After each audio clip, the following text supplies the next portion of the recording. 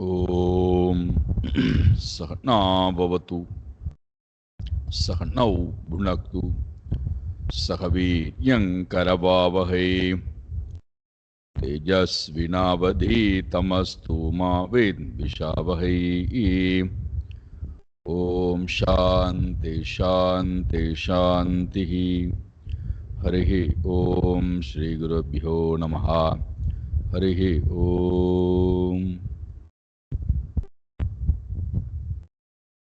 सच्चिदानंदरूपाय विश्वोत्पत्त्यादिहेतवे तापत्रय विनाशाय श्रीकृष्णाय वयं नमः। जन्माद्यस्य यतोऽन्वयात् इतरतश्चार्तेष्वभिज्ञस्वराट् तेने ब्रह्म हृदाय आदिकवये मुह्यन्ति यत्सूरये तेजो वारिमृदां यथा विनिमयो यत्र त्रिसर्गो मृषा धाम्ना स्वेन सदा निरस्तकुहकं सत्यं परं धीमहि धर्मप्रोञ्जितकैतवोऽत्र परमो निर्मत्सराणां सतां वेद्यं वास्तवमत्र वस्तु शिवदं तापत्रयोन्मूलनं श्रीमद्भागवते महामुनिकृते किं वा परैरीश्वरः सद्यो हृद्यवरुध्यतेऽत्र कृतिभिः शुश्रूषुभिस्तत्क्षणात् निगमकल्पतरोर्गलितं फलं सुखमुखातमृतद्रवसंयुतं पिबत भागवतं रसमालयं मुहुरहो रसिका भुवि भावुकाः नारायणं नमस्कृत्य नरं चैव नरोत्तमं देवीं सरस्वतीं व्यासं ततो जयमुदीरये। देवीं सरस्वतीं व्यासं ततो जयमुदीरये।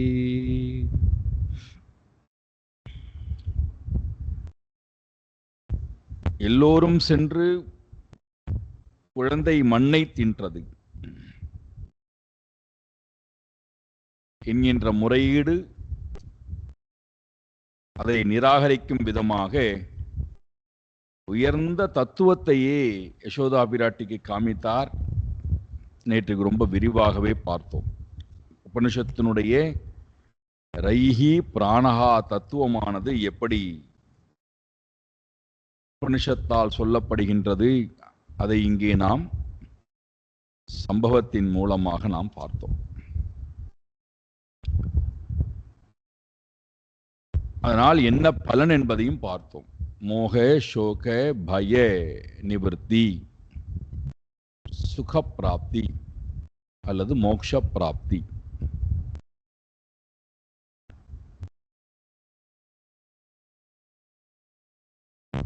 இப்ப இருப்பது ஒரு பொருள்தான், அதுதான் பிரகிருதி தத்துவத்திடத்திலும் இருக்கிறது. பிரகிருதியானது கர்த்தாபாவத்திலும் இருக்கிறது, போக்தாபாவத்திலும் இருக்கிறது. ஒரு நிலையிலே அனுபவிக்கக்கூடியவனாக இருக்கிறது, ஒரு நிலையை அனுபவிக்கக்கூடிய பொருளாக இருக்கிறது. ரெண்டுமே ஒரே பொருள் தான்.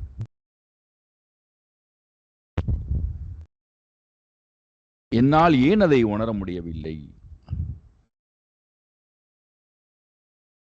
ஒன்றுதான் இருக்கிறது, ஒன்றை தவிர இரண்டாவது ஒன்று இல்லை என்றால் என்னால் ஏன் அந்த ஒன்றை பார்க்க முடியவில்லை? சாதாரணமான நிலையிலே நாம் சிந்தித்தோமே ஆனால் நம்முடைய பார்வை எங்கு இருக்கின்றதோ அங்கிருந்துதான் நம்முடைய பார்வை வெளியிலும் மற்றவர்களிடத்திலும் இருக்கும். என்னுடைய பார்வை உடல் நிலையிலே இருந்தால், ஸ்தூல நிலையிலே இருந்தால் ஸ்தூலமான பார்வைதான் இருக்கும். என்னுடைய பார்வை சூக்ஷ்மமாக இருந்தால் சூக்ஷ்ம பார்வை என்பது இருக்கும். என்னுடைய பார்வை காரண சரீரத்தில் இருந்தால் காரண பார்வை இருக்கும். என்னுடைய பார்வையானது முக்குணத்துக்கு ஏற்ப, வாசனைகளுக்கு ஏற்ப, கர்த்திருத்துவ பாவத்துக்கு ஏற்ப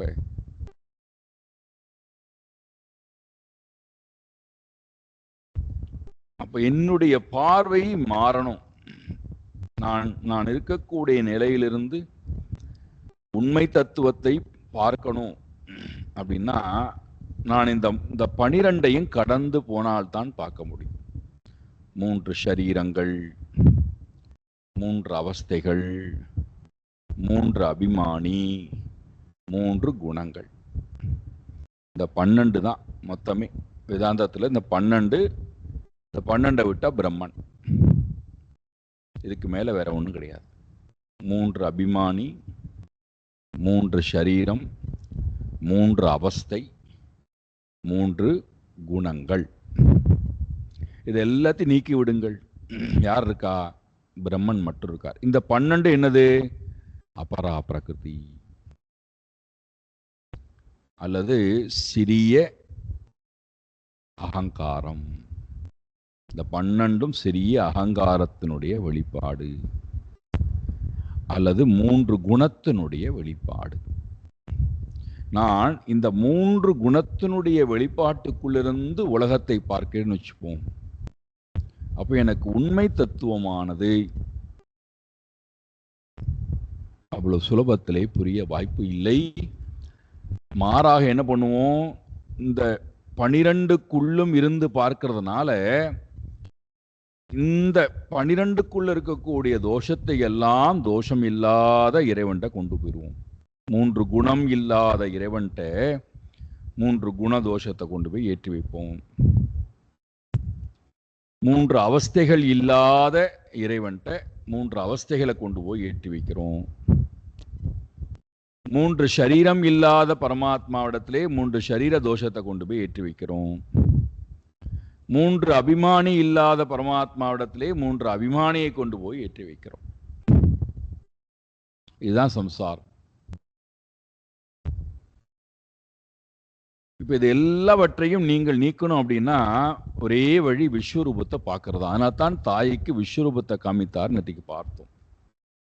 ஒன்றை பார், இந்த 12ஐயும் நீக்கி பார்.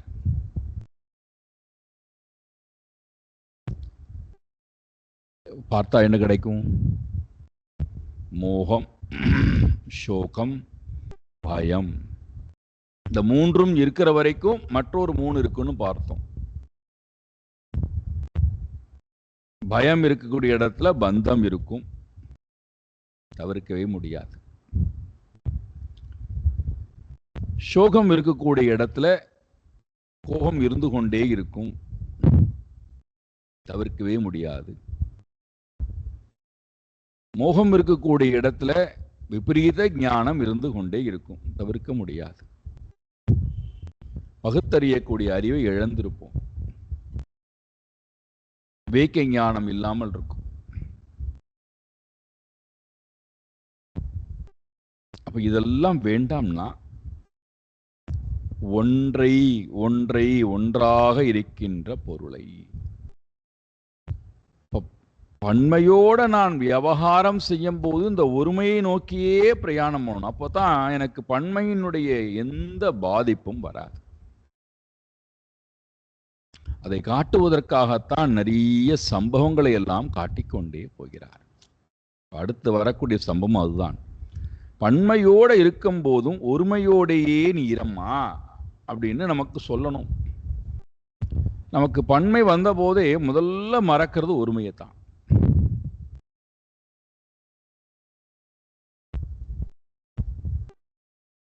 எவ்வளவு வேதனை பாருங்கள்.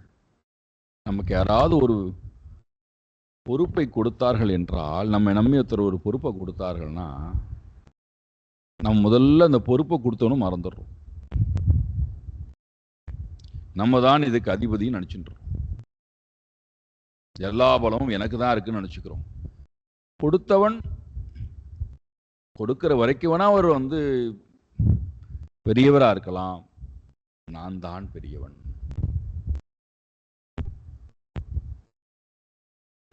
இந்த அடுத்து வரக்கூடிய சம்பவம் அழகான சம்பவம். பன்மையோட இருக்கும் போதும் ஒருமையை நோக்கி போயேன். நமக்கு அதுதான் ரொம்ப கஷ்டமா இருக்கு. பன்மையை நோக்கி இருக்கும் போது ஒருமையை நோக்கி போவது என்பதுதான் ரொம்ப கடினமா இருக்கு. சரி, பன்மை உலகத்திலேயா சந்தோஷமா இரேன், அது முடியாது. ஏன்னா அந்த 12 மாறி மாறி வரும்போது அந்த ஒருமையினுடைய ஆனந்தத்தை நம்மால எப்பொழுதுமே அனுபவிக்க முடியாது.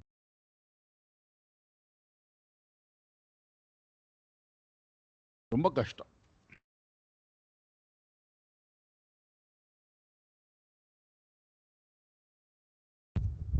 சரி, ஏன் இந்த வசுதேவருக்கும் தேவைக்கும் எதற்காக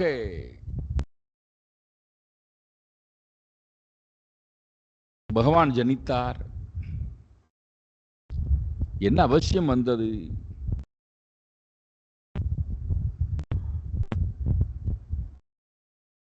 ஏன் யசோதா பிராட்டி இடத்திலே போய் வளர வேண்டும்? நந்தகோபர் யசோதா பிராட்டி இடத்திலே போய் ஏன் வளர வேண்டும்? ஏன் இங்கேயே இருந்திருக்க வேண்டியதானே? தேவிக்கு வசுதேவர் இடத்திலே இருந்திருக்க வேண்டியதானே? எதற்காக நந்தகோபர் வசுதேவர் யசோத இடத்திலே போய் அவர் வாழ வேண்டும்? பிறந்த வீட்டை விட்டு விட்டு எதற்காக தேவையில்லாத வளர்க்கக்கூடிய வீட்டிலே போய் வாழ வேண்டும்?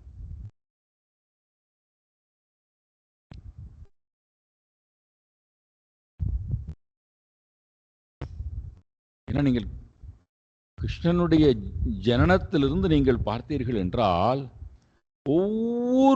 ஒவ்வொரு அசைவிலும் பல செய்திகளை பகவான் கொடுத்து கொண்டே போறார்.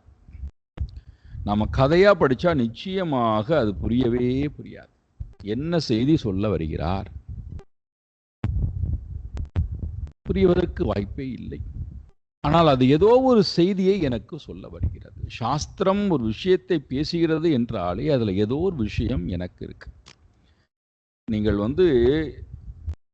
சாஸ்திரத்தை படிக்க ஆரம்பிக்கும் போது என்ன விஷயம் எனக்கு சொல்ல வருகிறதுங்க கேள்வியோட படிக்க ஆரம்பித்தால்தான், அதுவும் புராணங்கள் இதிகாசங்களை தொடரும்போது இந்த கேள்வி நம்மள்கிட்ட இல்லைன்னா இது வெறும் கட்டுக்கதைகள் தான், கற்பனை கதைகள் தான். இதுல ஒரு சாரமும் நமக்கு கிடைக்காது. ஆனால் சாஸ்திரம் அவ்வாறு சாரம் இல்லாத எந்த சப்தத்தையும் பிரயோகப்படுத்தாது. அதுல ஏதோ ஒரு செய்தி என்னுடைய வாழ்க்கைக்கு தேவையானவை அது உள்ள இருக்கு. என்ன செய்தி? இங்கே பாருங்கள். துரோணோ வசூனாம் பிரவரோ தரயா சக பாரியயா கரிஷ்யமான ஆதேசான் பிரம்மணஸ்தம் உவாச்சக. அஷ்டவசுக்கள், வசூனாம் அஷ்டவசுக்கள். அந்த வசூனாம், அந்த அஷ்டவசுக்களிலே விதவிதமான தேவதைகள் இருக்கிறார்கள் அல்லவா? 14 விதமான தேவதைகள் நம்மை பார்த்து கொண்டே இருக்கிறார்கள். அதுல ஒருத்தர் அஷ்டவசுக்கள், 8 வசுக்கள் இருக்கிறார்கள். அதுல பிரவரோகோ, ரொம்ப ரொம்ப பெரியவராக இருக்கக்கூடிய பிரவராகா,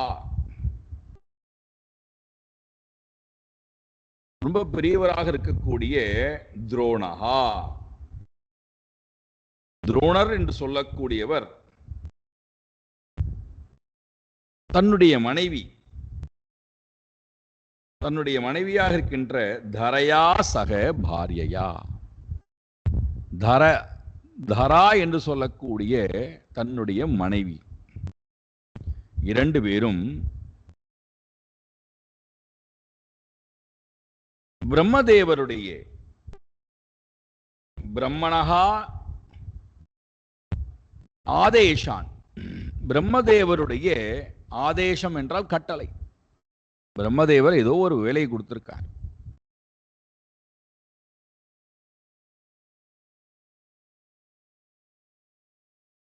இவர்கள் உடனே பிரார்த்திக்கிறார்கள், நாங்கள் அந்த காரியத்தை எடுத்துக்கொள்கின்றோமே. பிரம்மணஹா ஆதேசான் கரிஷ்யமானஹா தம்ஹி உவாச்சே.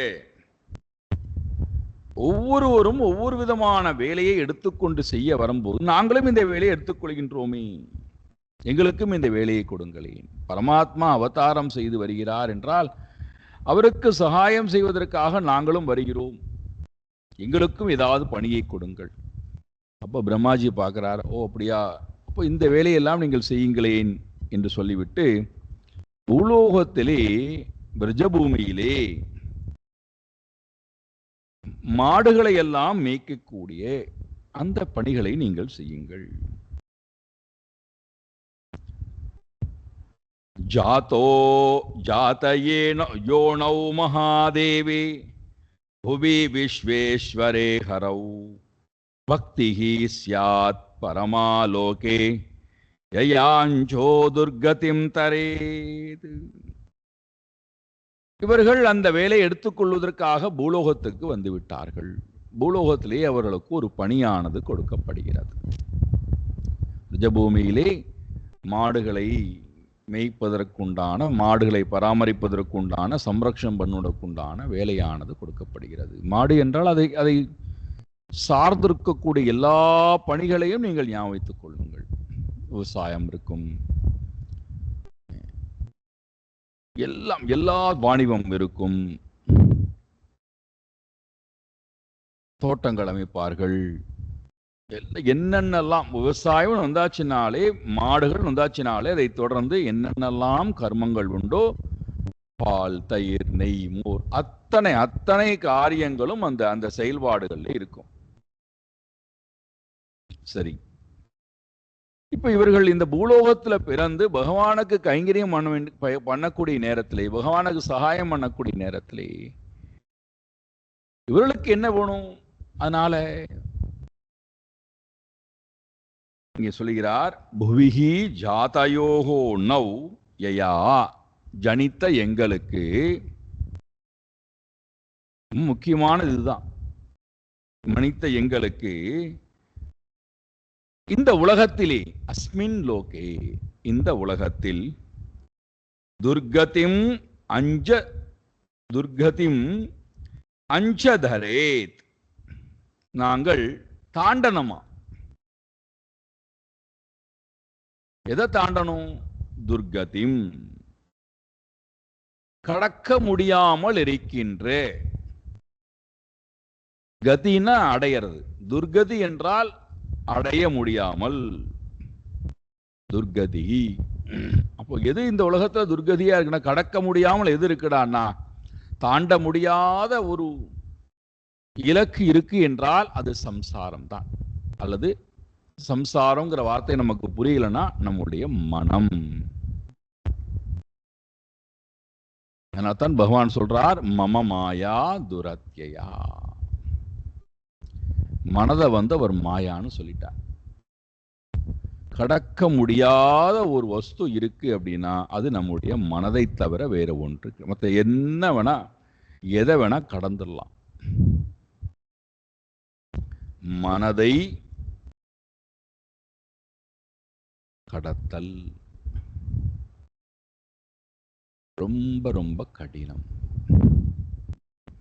உலகத்தில் நம்ம எதை வேணா சாதித்து விடலாம், எதை வேணா செய்து விடலாம். ஆனால் மனதை,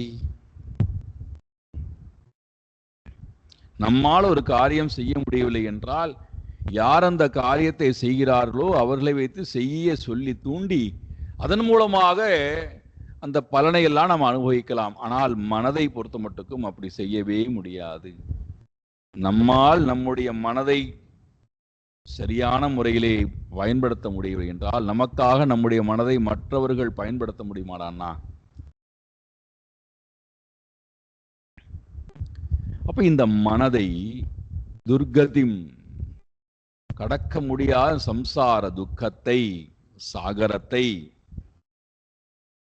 அஞ்சஹா தரேத், எந்த கஷ்டமும் இல்லாமல் நாங்கள் தாண்ட வேண்டும். இதுதான் நாங்கள் உங்களிடத்திலே வைக்க வேண்டிய பிரார்த்தனை. இந்த உலகத்துக்கு நாங்கள் போயிடுறோம், பகவானுக்காக நாங்கள் கைங்கரியம் பண்ண தயாரா இருக்கோம். அவ்வாறு நாங்கள் எங்களுடைய வேலைகளில் ஈடுபடுகின்ற நேரத்திலே நாங்கள் அந்த உலக விஷயத்துக்குள்ளே அழிந்து விடாமல் இருக்கட்டும். எங்களை அந்த உலகத்து விஷயங்களானது பிடித்து வைத்துக் கொண்டு நாங்கள் அதிலே மூழ்கி விடாமல் இருக்க வேண்டும். எவ்வளவு பெரிய செய்தி பாருங்கள்.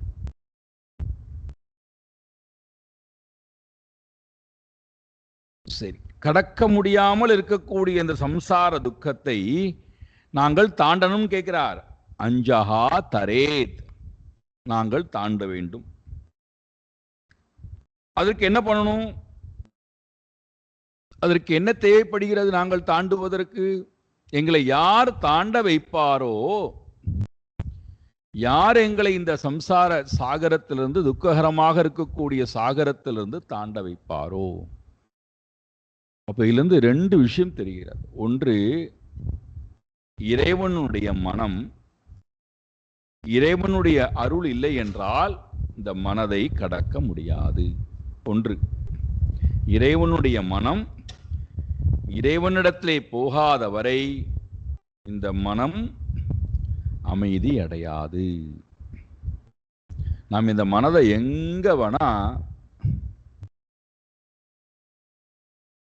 அது கூப்பிடுகின்ற இடத்துக்கு அழைத்து கொண்டு போகலாம். அது சொல்லுகின்ற காரியத்தை எல்லாம் பண்ண வைக்கலாம். அது காட்டக்கூடிய உலகத்தை பார்த்து ரமிக்கலாம், பிரமித்து போகலாம். ஆனா அந்த மனம் அடங்குமா, அமைதி அடையுமானா அமைதி அடையாது. அந்த மனம் எங்கே இருந்தால் அமைதி அடைகிறது? தன்னுடைய பிறப்பிடத்துக்கு வந்தால் அமைதி அடைகிறது. மனதனுடைய பிறப்பிடம் பிரம்மானந்தம். இறைவனுடைய மனம் அல்லவா, இறைவனிடத்தல்லவா பிறந்திருக்கிறது. அந்த பொருளை மனதுக்கு நான் காட்டாத வரை நாம் என்ன செய்கிறோம் அப்படின்னா, மனதுக்கு அந்த பொருளை காமித்து விட்டு அதன் பிறகு உலகத்தை நோக்கி போயிடலாம், வான்னு கூட்டின்னு போயிடுறோம். இல்லை, அவனுக்கு நான் காமிச்சிட்டேன்பா, ஆலயத்தில் போய் 5 நிமிஷம் உனக்கு தரிசனம் காமிச்சிட்டேன், அமைதியா இருந்துக்கோ. அது அங்க போனா அமைதியா இருக்கு. காரணம், அது தன்னுடைய இயல்பை பார்க்கிறது. அதோடு சரி, வெளியில வந்து விட்டால் மறுபடியும் உலகத்தை நோக்கி இழுத்து கொண்டு போய் விடுகிறது. மறுபடியும் இந்த மனம் தன்னுடைய இருப்பிடத்தை நினைக்கும் போதுதான் மறுபடியும் அந்த சிந்தை, அதுக்குள்ள இந்த மனம் உலகத்து விஷயத்தை எல்லாம் சாப்பிட்டு லோக வாசனை எல்லாம் சுமக்க ஆரம்பித்த பிறகு இந்த மனம் இறைவனை நோக்கி போவேனா, சிந்திப்பேனா?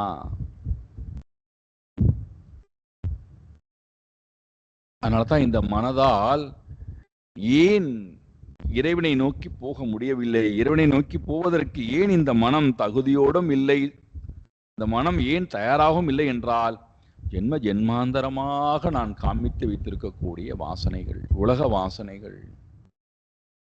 இவர் கேட்கிறார், நாங்கள் அந்த மாதிரி சம்சார உலகத்திலே, துக்ககரமான உலகத்திலே போய் எங்களுடைய மனம் அழிந்து விடாமல் நாங்கள் எந்த கஷ்டமும் இல்லாமல் தாண்ட வேண்டும். யாருடைய துணை கொண்டு? நிச்சயமா எங்களால முடியாதுப்பா.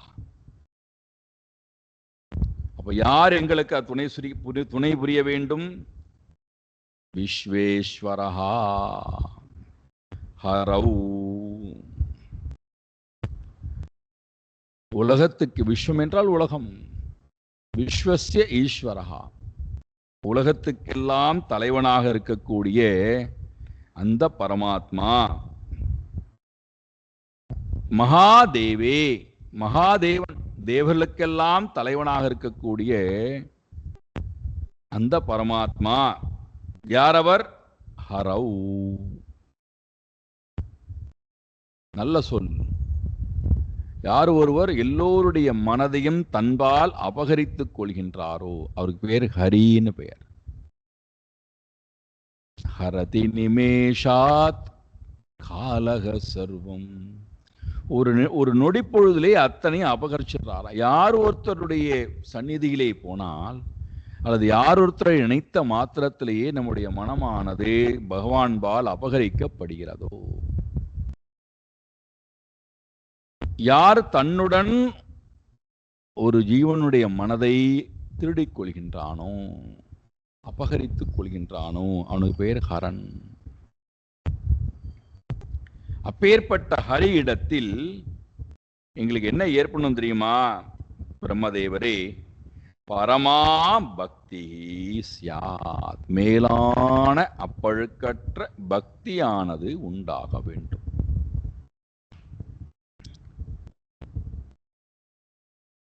இறைவன்தான் எங்களை தாண்ட வைக்க முடியும். இறைவனுடைய அருள் இருந்தால்தான் நாங்கள் தாண்டுவோம். ஆகையினாலே இறைவனுடைய அருள் எங்களுக்கு இருக்கட்டும்.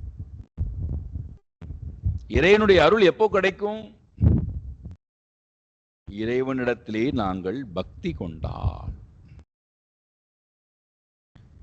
நீங்க கேட்கலாம், ஏன் பக்தி கொண்டால்தான் இறைவன் வந்து ஆட்கொள்வாரா? பக்தி செய்யவில்லை என்றால் அவரே வந்து ஆட்கொள்ள மாட்டாரா? நமக்கு என்ன வேண்டும் என்று நாம தானே கேட்கணும். பசிக்கின்றது, சாப்பாடு போடுங்கள் என்று நாம தான் போய் கேட்கணும். எனக்கு உடல்ல உபாதை இருக்கிறது, வியாதி இருக்கிறது, எனக்கு மருந்து கொடுங்கள், எனக்கு சிகிச்சை செய்யுங்கள், நான் தான் போய் கேட்கணும்.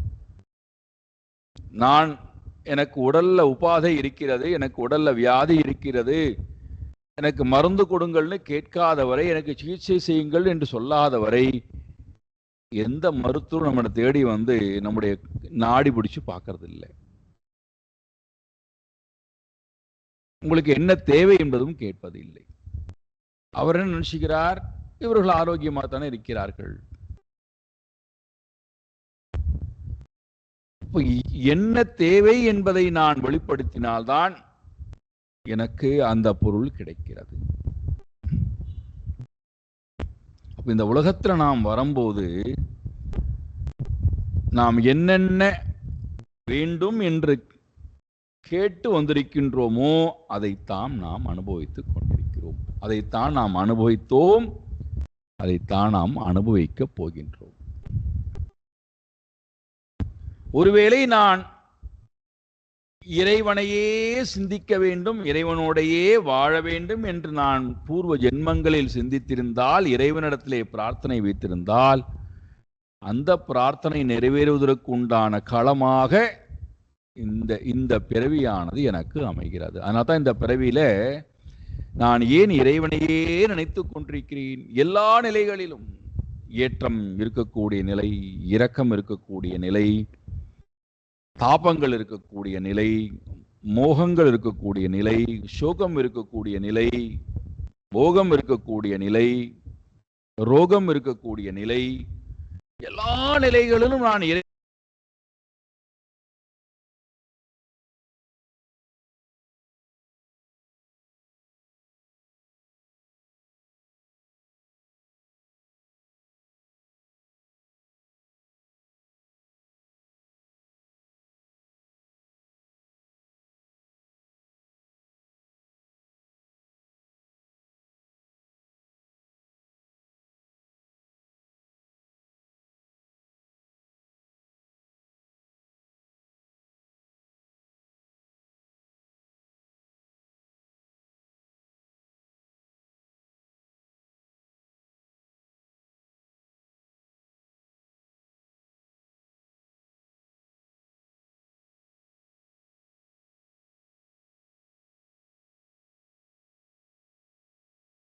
ஒவ்வொரு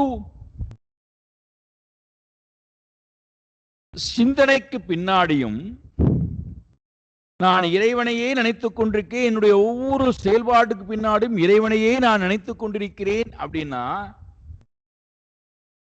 நான் பூர்வ ஜென்மத்தில் நான் செய்த புண்ணிய பலனின் காரணத்தினாலே, இறைவனை நான் வேண்டி வந்திருக்கக்கூடிய காரணத்தினாலே இந்த பிறவியிலே அது எனக்கு தானாக நடக்கிறது. அப்படின்னா அர்த்தம், நான் வாங்கிக் கொண்டு வந்த அந்த வரத்தை இங்கே அனுபவித்துக் கொண்டிருக்கிறேன். அந்த எண்ணம் என்னை உந்தி தள்ளி கொண்டிருக்கிறது.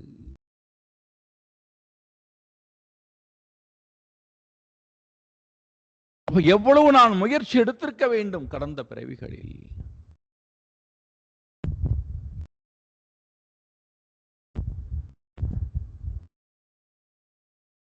எனக்கு இறைவன் தான் வேண்டும் என்று நான் ஒருவேளை கேட்டிருந்தால், என்னை சுற்றி எல்லா நிகழ்வுகளும் இருந்து கொண்டிருந்தாலும் கூட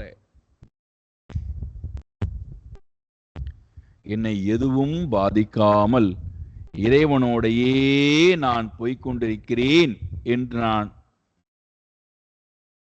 எண்ணிக்கொண்டால், நினைத்து கொண்டால், அது அனுபவமாக இருந்தால் அப்ப தெரிந்து கொள்ளலாம், என்னுடைய புண்ணிய பலன், ஆத்ம கிருபா, நான் செய்த புண்ணிய பலனானது, நான் வேண்டிய அந்த பலனானது எனக்கு கொடுக்கப்பட்டு கொண்டிருக்கிறது.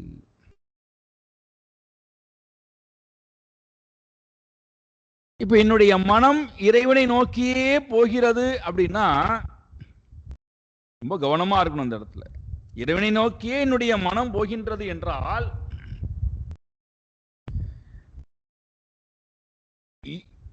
எந்த சூழ்நிலைகளையும் எனக்கு ஏற்பட்டவை, ஏற்பட்டு கொண்டிருக்கூடிய, ஏற்பட போகின்றவை எந்த ஒன்றையும் நான் மாற்றுவதற்காக இறைவனிடத்திலே போக மாட்டேன்.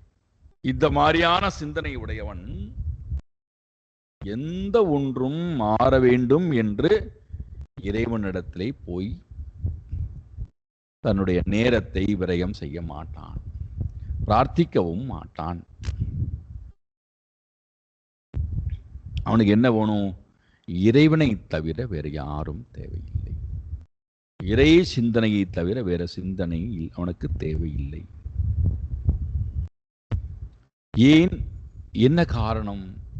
மனதிற்கு ஒருமை என்பதுதான் ஆனந்தமே தவிர பன்மை என்பது நேற்றைக்கே பார்த்தோம், இன்றைக்கும் காலையில பார்த்தோம், மோகத்தையும் சோகத்தையும் பயத்தையும் தான் இந்த பன்மை கொடுக்குமே தவிர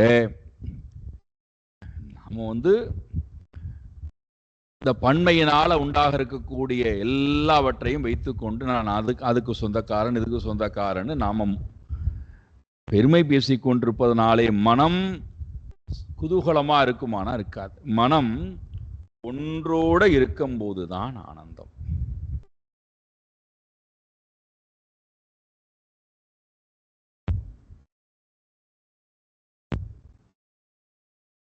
அப்போ நான் சதாசிரவ காலமும் ஒன்றாக இருக்கின்ற பரமாத்மாவுடன் எப்பொழுதுமே இருக்கிறேன் என்றால் அதில் கிடைக்கக்கூடிய ஆனந்தம், அதில் கிடைக்கக்கூடிய அமைதி, அது கொடுக்கக்கூடிய அந்த பலம், அது கொடுக்கக்கூடிய அந்த அறிவு ஒரு காலத்திலும் குறையவே குறையாது, அழியவும் அழியாது, மாறவும் மாறாது, வந்து போகக்கூடியதாகவும் இருக்காது. நிரந்தரமாக என்னோடையே எப்பொழுதும் இருக்கின்ற காரணத்தினாலே நான் எனக்கு அந்நியமாக எந்த ஒன்றையும் தேட வேண்டிய அவசியம் இல்லாமல் போய்விடும். இதை எப்போ கேட்கிறார்? நாங்கள் பிரஜபூமிக்கு போகிறோம், இந்த பூலோகத்துக்கு போகிறோமப்பா, பகவானுக்காக கைங்கரியம் பண்ணுவதற்காக நாங்கள் போய் மாடுகள் போன்றிருக்கக்கூடிய வஸ்துக்களை ரட்சணம் செய்து கொண்டு வாழலாம் என்று போகிறோம். அது ஒரு செயல். உலகத்தில் நாம் வாழ்வதற்கு நமக்கு அன்றாடம் நிறைய செயல்பாடுகள் தேவைப்படுகிறது. சும்மா இருக்க முடியாது அல்லவா? ஏதாவது செயல் செய்யணும் அல்லவா? நம்ம அதை பெருமையா எடுத்துக்கொள்ளக்கூடாது. இந்த செயல் செய்யக்கூடியவன் பெரியவன், அந்த செயல் செய்ய, ஏதோ ஒரு செயல் பண்ணணும்.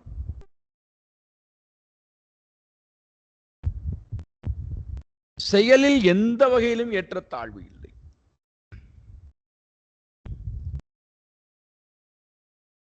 கல்லுக்கு கொண்டு போய் பால் அபிஷேகம் பண்ணி ஏதோ ரெண்டு மந்திரங்களை சொல்லி புஷ்பம் போடக்கூடியவன் உயர்ந்தவன் என்றோ, அல்லது மலத்தை அள்ளக்கூடியவன் தாழ்ந்தவன் என்றோ, எல்லாம் செயல்தானே. இன்னும் சொல்ல போனா, நீங்கள் இந்த உலகத்தில் செய்யக்கூடிய ஒவ்வொரு கர்மமுமே அசுத்தத்திலிருந்து சுத்தத்துக்கு வரத்துக்கு தான். இது புரிஞ்சுதுன்னா நாம எதுலையுமே உயர்வு தாழ்வு பார்க்க மாட்டோம். எல்லா செயலையும் எடுத்துக்கொள்ளுங்கள், அத்தனை செயலும் அசுத்தத்திலிருந்து சுத்தத்துக்கு வருவதுக்கு. சுத்தத்திலிருந்து பரமாத்மாட போறதுக்கு நம்ம எந்த முயற்சியும் எடுக்கல. அசுத்தத்திலிருந்து சுத்தத்துக்கு வர்றதுக்கு தான் எவ்வளவு பெருசா பெருமையா பேசிட்டு இருக்கோம். எல்லா செயலையும் பாருங்கள். அசுத்தமான உடல் சுத்தமாறதுக்கு அதுக்கு ஒரு செயல், அசுத்தமான இந்திரியங்கள் சுத்தமாவதற்கு அதுக்கு ஒரு செயல், அசுத்தமாக இருக்கின்ற மனது சுத்தமாவதற்கு அதுக்கு ஒரு செயல், அசுத்தமான அறிவு சுத்தமாவதற்கு ஒரு செயல். அவ்வளவுதானே, 4 செயல் தானே இருக்கு. ஒவ்வொரு செயலுக்கும் ஒரு கூலி இருக்கு. எதற்காக அந்த கூலி, எதற்காக அந்த கூலி கொடுக்கணும்? அதை வைத்துக்கொண்டு வேற வேற பொருள்களை நாம் வாங்கி உபயோகப்படுத்துவதற்கு, அவ்வளவுதான். அதை சேர்த்து வைத்துக்கொண்டு நம்மோடு சுமப்பதற்கு அல்ல. நமக்கு நன்றாக தெரியும் எதுவும் நம்ம கூட வரப்போவது இல்லை,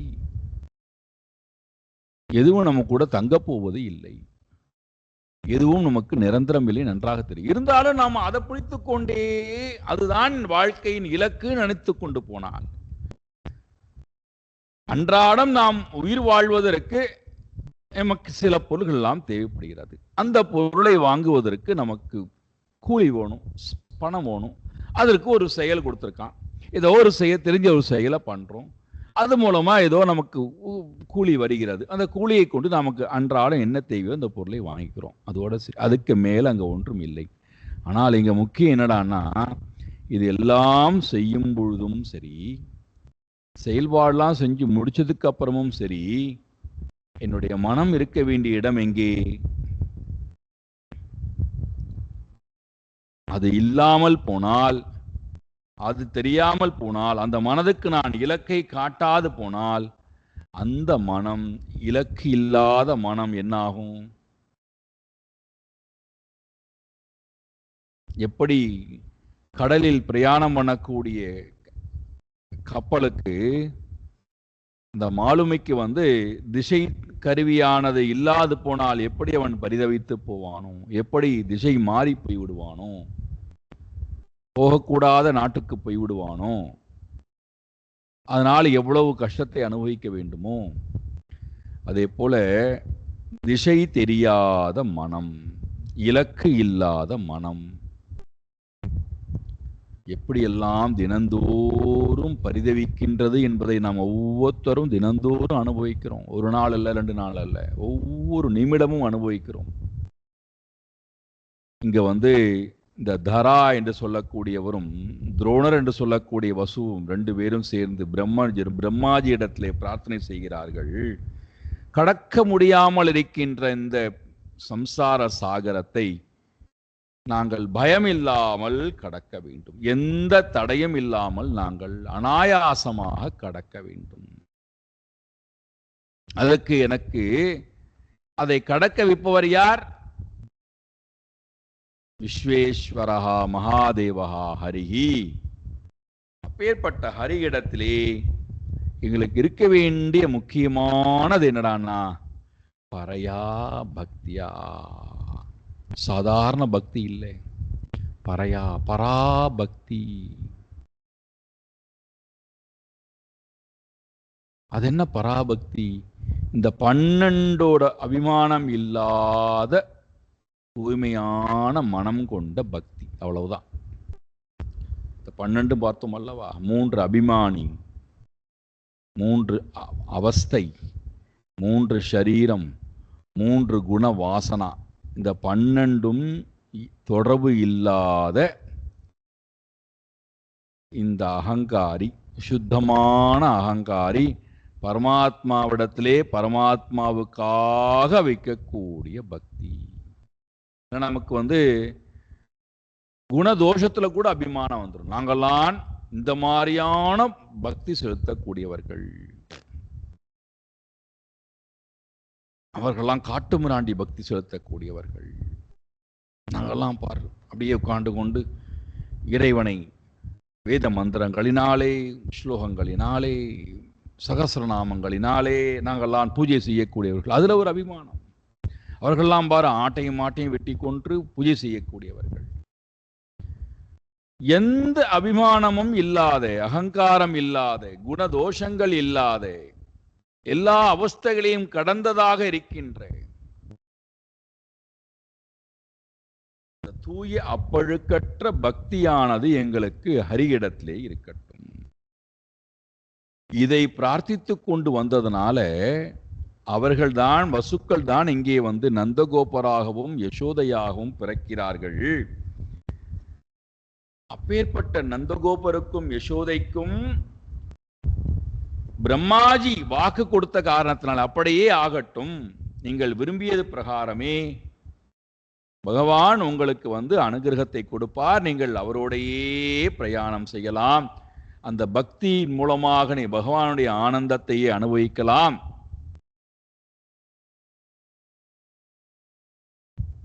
அந்த பிரார்த்தனையானது இங்கே நிறைவேறி கொண்டிருக்கிறது. இது நமக்கு கிடைக்கக்கூடிய செய்தி என்ன? நமக்கு ஒரு நிகழ்ச்சி நடக்கின்றது, மற்றவர்களுக்கு நடக்காத ஒரு நிகழ்ச்சி நமக்கு நடக்கிறது என்றால் நாம பெருமைப்பட்டுக் கொள்வதற்காக அல்ல, மற்றவர்களை தாழ்த்துவதற்காக அல்ல, மற்றவர்களை குறைபாடு சொல்லுவதற்காக அல்ல. நமக்கு ஒரு விஷயம் நடக்கிறது அல்லது மற்றவர்களுக்கு நடக்காத நமக்கு ஒரு கெடுதல் நடக்கிறது என்றால் துவண்டு போவதற்காக அல்ல.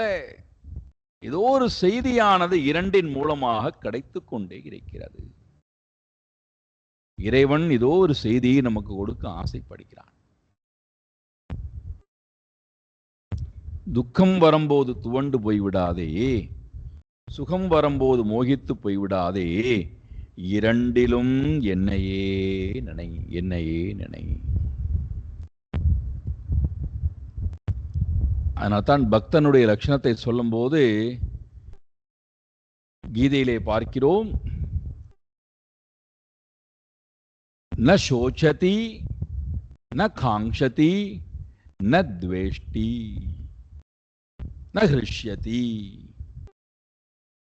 அவன் எதை குறித்தும் மகிழ்வது இல்லை, எதை குறித்தும் வெறுப்பதும் இல்லை. யோன ஹ்ருஷ்யதி ந துவேஷ்டி, யாரிடத்திலும் துவேஷம் இல்லை, எதை கண்டும் துவேஷம் இல்லை. ந சோச்சதி ந காங்ஷதி, வருத்தப்படுவதும் இல்லை விரும்புவதும் இல்லை. சுப அசுப பரித்யாகி, சுபம் ஏற்பட்டாலும் அசுபம் ஏற்பட்டாலும் எதையும் தன்னிடத்திலே அவன் சேர்த்துக் கொள்வதில்லை. பரித்யாகி, அனைத்தையும் துறந்தவனாய். யாரொருத்தன் பரமாத்மாவுடையே இருக்கின்றானோ அவன்தான் பரம பக்தன், பரம பாகவதன். பரம பாகவதனுக்கு, பரம பக்தனுக்கு மனதை இறைவனிடத்திலேயே வைத்திருப்பது ரொம்ப சுலபம். மனதை இறைவனிடத்திலேயே வைத்திருப்பதனால அவன் செய்யக்கூடிய காரியங்கள் அத்தனையும் இறைவனுக்காகவே இருக்கும். அவன் பிரிச்சே பார்க்கறது இல்லை. இது இறைவனுக்கு உண்டான செயல், இது இறைவனுக்கு அந்நியமான செயல், நமக்காக உண்டான செயல் அப்படின்னு அவன் பிரிச்சு பார்க்கறதே இல்லை.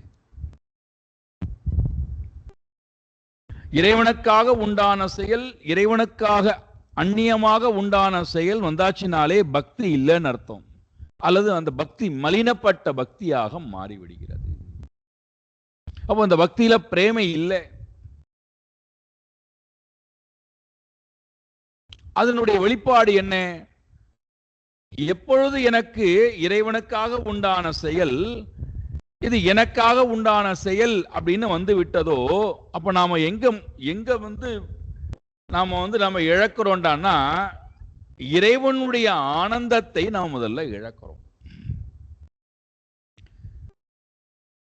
அந்த பிரேமை பக்தி போய்விடுகின்றது அல்லவா? அப்போ அந்த பிரேமை ஆனந்தமும் பின்னாடியே போயிடும். ஏன்னா பக்தியை பத்தி சொல்லும் போது நாரத மகர்ஷி என்ன சொல்றார்? அமிர்தஸ்வரூபம் அப்படின்னு சொல்றார். அந்த பக்திக்கு அவர் லட்சம் கொடுக்கும் போது அமிர்தஸ்வரூபம், அழிவற்ற ஸ்வரூபம். பக்தியும் அழிவற்ற சொரூபம், பகவானும் அழிவற்ற சொரூபம். அப்போ அழிவற்ற பக்தி நமக்கு இருக்கு என்பதற்கு என்ன பிரமாணம்டானா, இது இறைவனுக்காக உண்டான செயல், இது இறைவனுக்கு அந்நியமான செயல், அல்லது எனக்காக உண்டான, என் குடும்பத்திற்காக உண்டான, என்னுடைய சமூகத்திற்கான உண்டான செயல். இந்த செயலெல்லாம் நான் சென்று முடிச்சு இந்த எனக்கு ஓய்வு நேரம் கிடைத்தால் நான் இறைவனை தொழ வருகிறேன், அதுவரைக்கும் இறைவன் காத்திருக்கட்டும், நான் இந்த உலகத்தோடையே உழன்று கொண்டு விட்டு உலகத்தினுடைய செயல்பாடெல்லாம் முடித்ததற்கு பிறகு அங்க வருகிறேன் என்றால், அப்ப நான் செய்யக்கூடிய அந்த பரம பக்தியானது மலினப்பட்டதாக போய்விடுகிறது. அப்போ அந்த பக்தி வெறும் காமிய பக்தியாகத்தான் இருக்கும். அந்த பக்தியில வீரியம் இருக்காது, சைத்தன்யம் இருக்காது, பலம் இருக்காது, சோபை இருக்காது. அதனால்தான் அந்த பக்தியில நமக்கு எந்த அனுபவத்தையும் நம்மால பெற முடியல. அந்த பக்தியினால் நமக்கு ஏதாவது அனுபவம் கிடைக்கிறதாடான்னா அந்த பக்தியில் நமக்கு எந்த அனுபவம் இல்லை. இதெல்லாம் ஏன் சுவாமிஜி இட்டுக்கட்டு கதையா சொல்லிக் கொண்டிருக்கிறீர்கள்? நீங்களா புதுசு புதுசா ஏதோ சொல்லிக் கொண்டிருக்கிறீர்கள். இதுக்கெல்லாம் பிரமாணம் இருக்காடான்னா பிரமாணம் கொடுக்காத சாஸ்திரம் இருக்கவே முடியாது. பரம பிரேம பக்தி வேண்டும்னு கேட்டவர்கள், பரமாத்மாவோடையே நாங்கள் எப்பொழுதுமே இருக்க வேண்டும் என்று கேட்டவர்கள், மறந்து விடக்கூடாது, பகவானுடைய வாழ வேண்டும் என்று கேட்டவர்களுக்கு பகவானே குழந்தையா வந்துட்டார். தேவகிட்ட இருந்திருக்கலாம் அல்லவா, வசுதேவர்கிட்ட இருந்திருக்கலாம் அல்லவா, ஏன் இங்கு வந்தார்? இவர்கள் வேண்டிய காரணத்தினாலே. நாங்கள் இறைவனோடையே வாழ வேண்டும், இறைவனுடைய பக்தியோடையே நாங்கள் இருக்க வேண்டும் என்று கேட்டபோது பகவான் எங்கேயோ உட்கார்ந்து கொண்டு பக்தியை கொடுக்கலையாம். அவர்களோடையே பிரயாணம் செய்து என்னை முழுமையாக அனுபவித்துக் கொள்ளுங்கள். யாருக்கு கிடைக்கும் இது? எப்படா இருக்குடாண்ணா? நாம விரும்பி போய்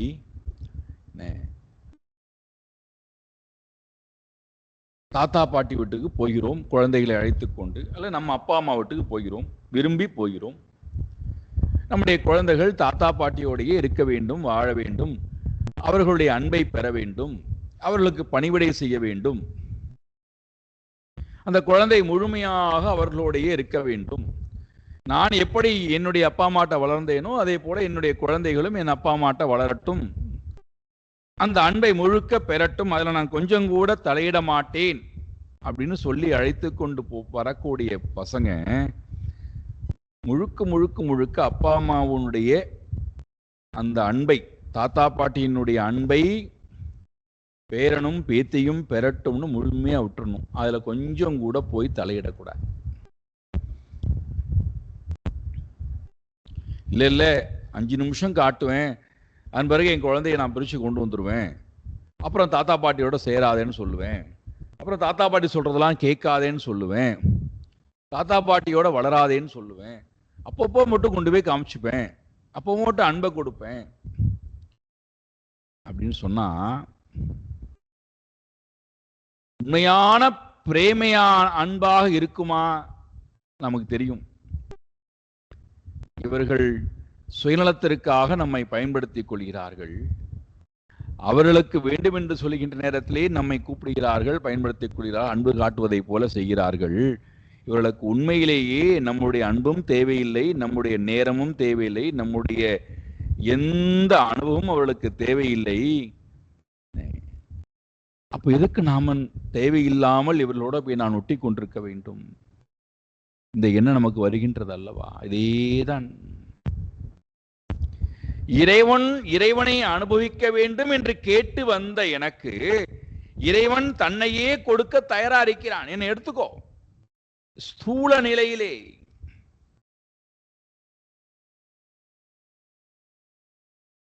எப்படி ஸ்தூல நிலையிலே தாத்தா பாட்டி இடத்திலே போய் குழந்தையை கொடுத்துட்டு 5 நிமிஷம் கொடுத்து விட்டு குழந்தையை அபகரித்து கொண்டு போனால் பெரிய பெரிய இழப்பு யாருக்கு என்றால் அந்த பெரியவர்களுக்கு அல்ல, அந்த குழந்தைக்கு, அந்த குழந்தையை அபகரித்து கொண்டு போனவனுக்கு.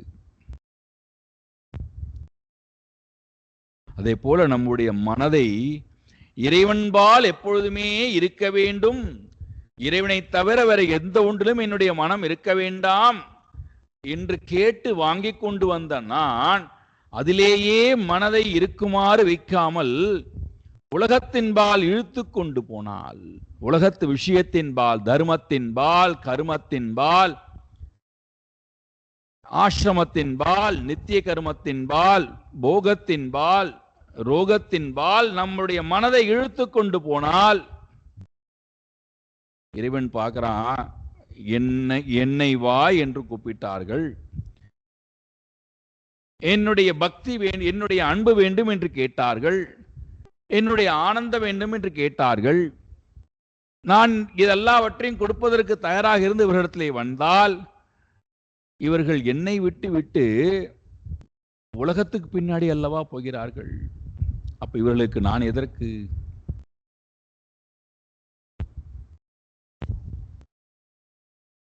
அப்ப என்னுடைய உண்மையான தன்மை புரியாத இடத்திலே நான் எதற்கு இருக்க வேண்டும்? எப்படி ஒரு குழந்தைக்கு அப்பா அம்மாவுடைய சிறப்பு புரியாத இடத்திலே ஒரு நிமிடம் கூட இருக்க மாட்டார்களோ,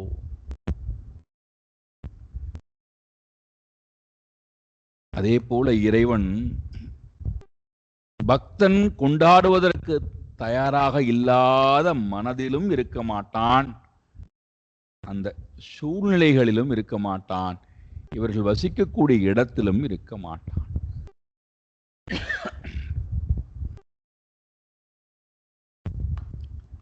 நாமும் அவனை விட்டு வெகு தூரம் போய்விடுவோம், நம்முடைய மனதை விட்டு பரமாத்மா ரொம்ப தூரத்தில் இருப்பார், ரொம்ப தூரத்தில் இருப்பார். அதனால்தான் மாணிக்க வாசகரும் சொல்றார், திருவாசகத்திலே, சிவபுராணத்திலே, உபனிஷதமும் சொல்லுகிறது, இறைவன் எங்கடா இருக்காருன்னா, வழிபடக்கூடிய விருப்பமே இல்லாதவர்களுக்கு இறைவன் ரொம்ப தூரத்தில் இருக்காராம், வழிபடக்கூடியவர்களுக்கு இறைவன் ரொம்ப பக்கத்தில் இருக்காராம், கூடயே இருக்காராம். யாரவர்?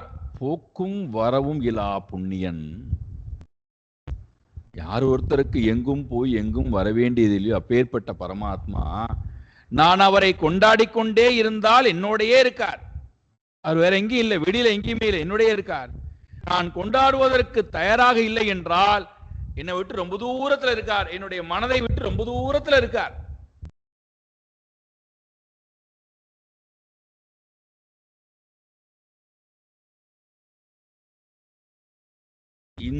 இந்த அறிவு நமக்கு புரியணும் என்பதற்காக ஒரு ஒரு ஒரு சம்பவத்தை நம்ம கண் முன்னாடி கொண்டு வந்து காட்டுறா. ஏன்னா நமக்கு அந்த கதை சொல்லியே புத்தியை மழுங்கடிச்சதுனால கதையின் மூலமாக தத்துவத்துக்குள்ள நம்ம அழைத்து கொண்டு போவேன் என்பதற்காக புராணம் என்ன செய்கிறது? உயர்ந்த தத்துவத்தை காட்டுவதற்கு உடனடியாக ஒரு சம்பவத்தை கண் முன்னாடி கொண்டு வந்து காட்டுகிறது. கதை மணிக்கணக்காக விவரிக்கப்படுகிறது. அந்த தாத்பரியத்துக்குள்ள வரும்போது நம்ம தூங்க ஆரம்பிச்சோம்.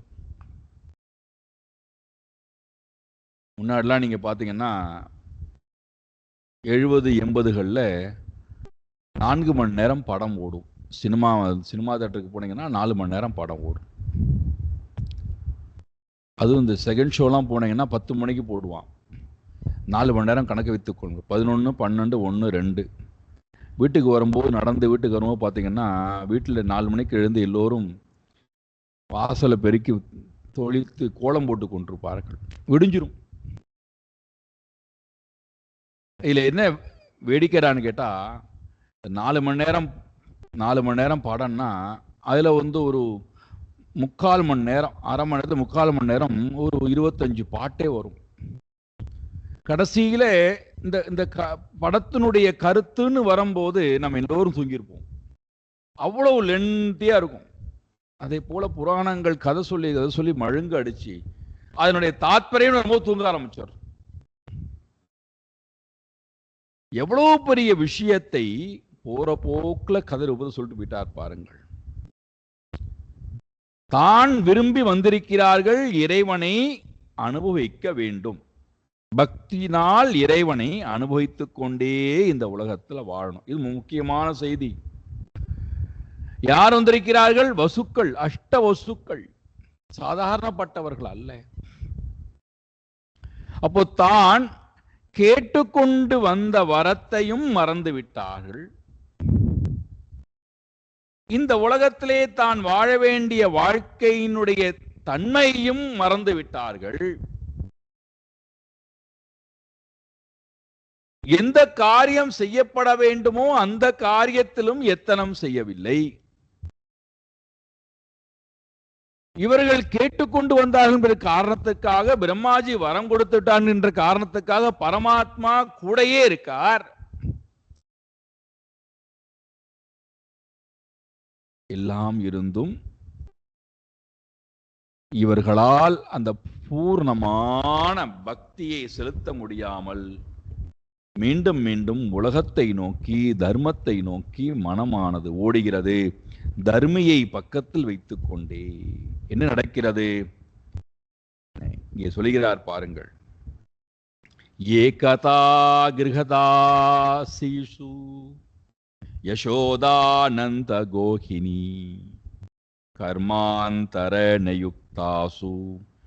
நிர்மமந்த ஸ்வயம் ததி. ஒவ்வொரு வேலைக்காரிகளுக்கும் ஒவ்வொரு விதமான வேலைகளை எல்லாம் கொடுத்து விட்ட யசோதா அன்றைய தினம் தானே என்ன பண்ணுகிறாளாம்? தயிரை கடைகின்ற வேலையை எடுத்துக் கொள்கிறாளாம். ததிஹி நிர்மமந்தஹா, தயிரை கடைக்கூடிய அந்த வேலையை தான் எடுத்துக் கொள்கிறாள்.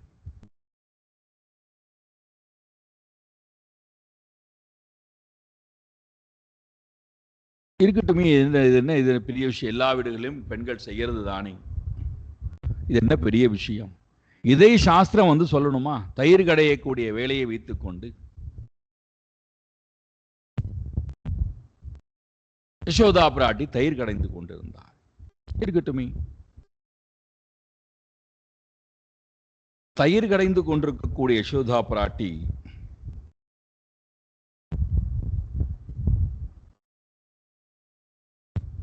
அந்த சிந்தனத்தோடையே இருக்கலாம்.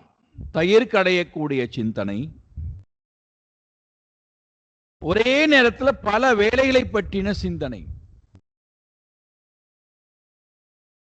உங்களுக்கு எல்லாம் சொல்லணுமா? ஒரே நேரத்தில் எத்தனை காரியங்களில் வீட்டில் கவனம் இருக்கும். ஒரு வேலையில மட்டும் கவனம் இருக்காது, பல வேலைகள் சுற்றி நடந்துட்டே இருக்கும். இன்னொரு பக்கம் பார்த்தோம் என்றால் அடுப்படையிலே அங்க பல காரியங்கள் நடந்து கொண்டிருக்கு. அதுல ஒரு முக்கியமான காரியம், அக்னியானது அடுப்பிலை மூட்டப்பட்டு, பாத்திரமானது ஏற்றப்பட்டு, பாலானது காய்ந்து கொண்டிருக்கிறது. பாலை சூடு பண்ணி கொண்டிருக்கிறார். இதற்கு நடுவிலே குடுக்கல் வாங்கல், வெளியிலிருந்து வரக்கூடிய மக்கள் குடுக்கல் வாங்கல் வந்தால் அதை பற்றி விவகாரம் செய்து கொண்டிருக்கிறாள். பலதரப்பட்ட வேலைகள் நடந்து கொண்டே இருக்க, அதோட சேர்ந்து இந்த தயிர் கடையக்கூடிய வேலையும் நடக்கிறது. பரமாத்மா பார்க்கிறார், இது சரியான புத்துவாக இருக்கிறதே, நான் தானே வேண்டும், இதற்கு என்னைத்தானே இது அனுபவிக்க வேண்டும் என்று கேட்டிருக்கிறது, அதற்காகத்தான் நான் இங்கே வந்திருக்கிறேன். இது அதை விட்டு விட்டு இந்த உலகத்து விஷயத்திலேயே உழண்டு கொண்டிருக்கிறது இந்த புத்து. இதற்கு நான் எப்படி புத்தியை சொல்லுவது என்று சொல்லிவிட்டு என்ன பண்றார்? தான் இருப்பதையும் தன்னை நினைக்க வேண்டியதும் அதனால் உண்டான ஆனந்தத்தை காட்ட வேண்டி நேர ஓடோடி மத்து கடைகின்ற வேலையை நிறுத்திவிட்டு என்னை பார், என்னுடன் இரு என்பதாக மடியிலே ஏறி உட்காருகிறார் பரமாத்மா. என்ன நடந்தது? சாயங்காலம் வாருங்கள் பார்க்கலாம் சொல்றார். சாயங்காலம் பார்த்து ஓம் பூர்ணமதః பூர்ணமிதம் பூர்ணாத் பூர்ணமுதச்யதே பூர்ணஸ்ய பூர்ணமாதாய பூர்ணமேவாவசிஷ்யதே. ஓம் சாந்தி சாந்தி சாந்தி. ஹரி ஓம் ஸ்ரீ குருभ्यो நமः. ஹரி ஓம்.